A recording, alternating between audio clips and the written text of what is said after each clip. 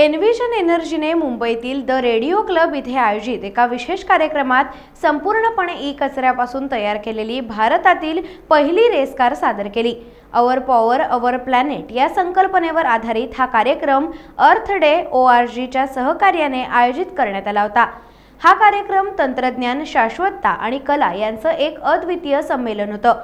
Recover E car ही कचऱ्याचं मौल्यवान वस्तूंमध्ये रूपांतर करण्याच्या प्रचंड क्षमतेचे प्रतीक आहे। ही कार भारतात प्रथम व जागतिक स्तरावर दुसऱ्या क्रमांकावर आहे।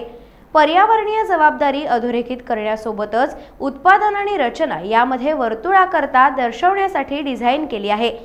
मोबाईल फोन, लॅपटॉप आणि टॅबलेट यांच्यासह ई-कचऱ्याचा वापर करून तयार केलेली ही कार केवळ अभियांत्रिकी कौशल्याचं उदाहरण नाही, तर भारतातील ई-कचऱ्याच्या वाढत्या ओझ्याला तोंड देण्याची तातडीची गरज देखील ही अधोरेखित करते।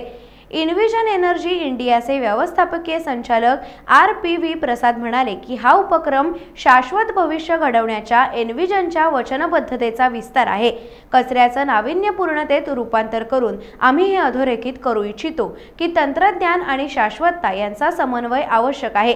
रिकवर ई कार ही केवळ एक संकल्पना नाही, तर उद्यासाठी अधिक हरित उपायांकरता जाणारी एक चळवळ आहे।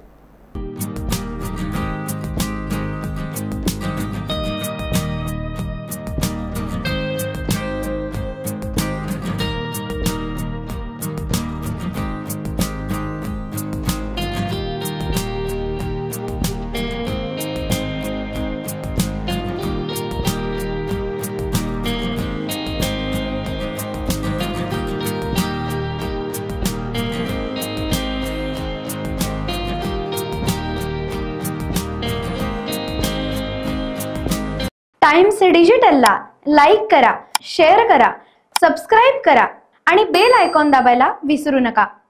Times digital.